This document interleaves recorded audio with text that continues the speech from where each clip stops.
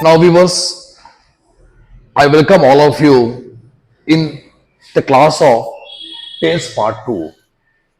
इसके पहले वाले क्लास में मैंने आपको पढ़ाया था टेंस पार्ट वन, और आज मैं हाजिर हूं आपके सामने टेंस का पार्ट टू लेकर। आप सभी का बहुत स्वागत है इस चैनल पर और इस क्लास में। टेंस के पार्ट वन में हमने पढ़ाया था टेंस की अहमियत के बारे में कि टेंस कितना कारगर है हमारे लिए, कितना महत्वपूर्ण है इंग्लिश भाषा के निर्माण के लिए और खासकर ग्रामर के लिए।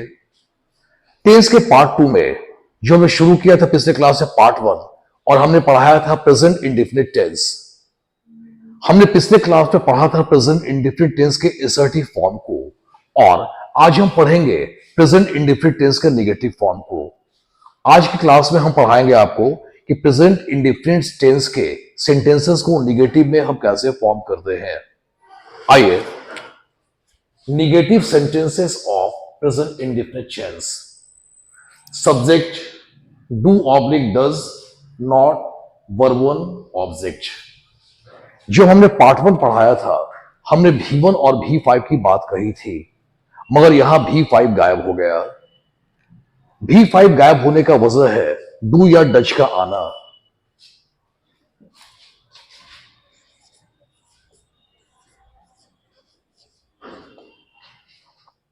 मैंने पिछले क्लास में एक शब्द कहा था, शब्द ना कहे, एक लाइन कहा था हमने कि टेंस का नियम पूरे इंग्लिश का नियम। टेंस के तहत जो भी हम बातें करते हैं ये पूरे इंग्लिश का एक नियम बन जाता है। और इसी के अंतर्गत आज एक खास बात, अगर आपके सेंटेंस के किसी भी हिस्से में डू या डज आ जाए, हमेशा वर्ब का फर्स्ट फॉर्म का प्रयोग करते हैं।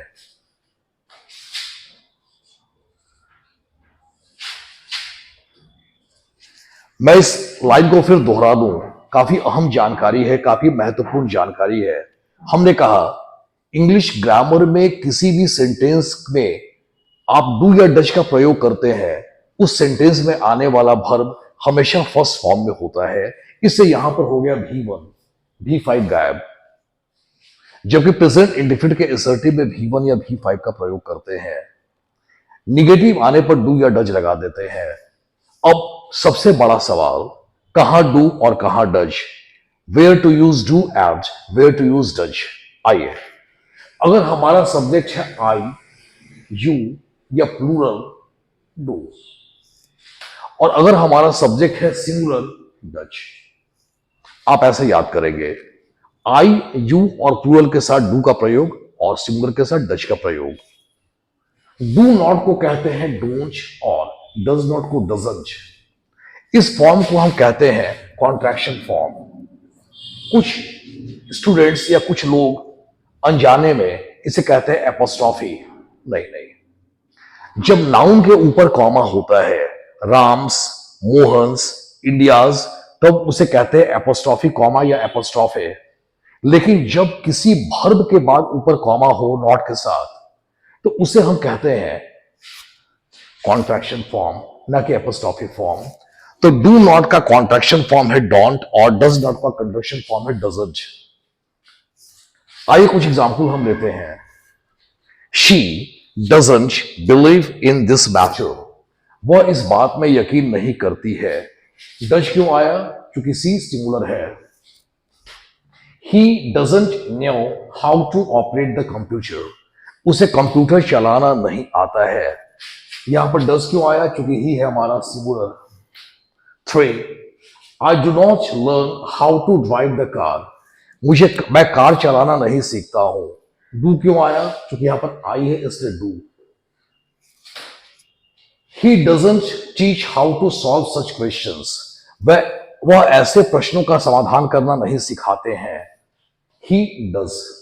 अब यहां पर देखिए, how to, how to, how to, यहां देखा जाए नो, लर्न और टीच। पार्ट वन में हमने जिक्र किया था इस बात का, और मैं इसे दोहरा भी दूं। पूरे इंग्लिश में नो, लर्न और टीच वर्ब आ जाए और फिर इसके बाद कोई वर्ब आ जाए, तो हमेशा how plus two plus V1। अब ये नियम सिर्फ टेंस का नहीं है, पूरे इंग्लिश का नियम है।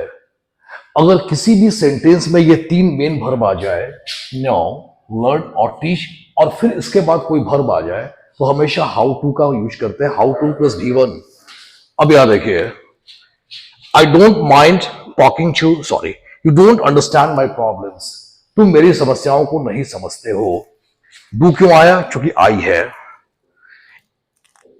I don't mind talking to you, मुझे तुम्हारे साथ बात करना बुरा नहीं लगता है। नाउ व्यूअर्स याद रखेंगे, माइंड के बाद हमेशा V4 ING। माइंड का मतलब होता है बुरा लगना या बुरा मानना। मुझे बुरा नहीं लगता है, आई डोंट माइंड। मुझे वहां जाना बुरा नहीं लगता, I don't mind going there. I don't mind to go there, नहीं, इज नॉट गुड इंग्लिश।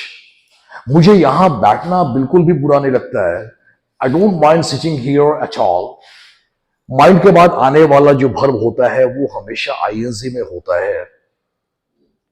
मुझे आपसे बात करना बुरा नहीं लगता, I don't mind talking to you.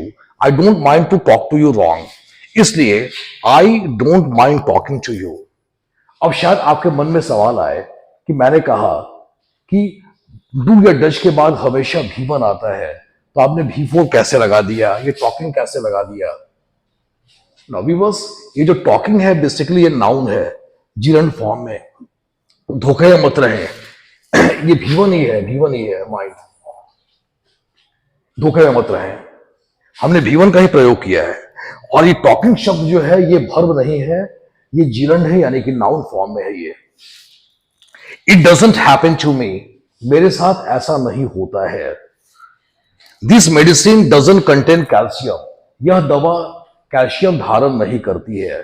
और एक महत्वपूर्ण बात यहां पर डज, यहां पर डज आने का वजह है जिसकी चर्चा पिछले क्लास में कर दी गई थी। बताया गया था कि इंग्लिश में दिस और इट हमेशा सिंगुलर होते हैं। इस बात की चर्चा पिछले क्लास में की गई थी कि दिस और इट हमेशा सिंगुलर होते हैं, और सिंगुलर में हमेशा हम, यहां देखा जाए, डज का प्रयोग करेंगे। इस यहां पर हो गया this medicine does, it does. इस तरह हमने डू या डज का प्रयोग सीखा निगेटिव में।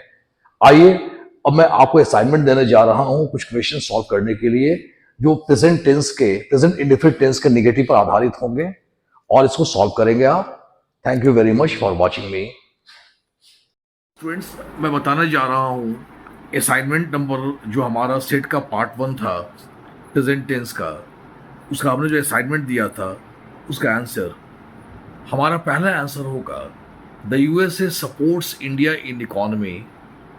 Number 2, he knows how to play the guitar। 3, the people of India speak different languages। 4, I know how to talk to the elders। 5, this bank provides many facilities। 6, it appears that you are my friend। The boy belongs to Kolkata। And last question, these questions contain 10 marks।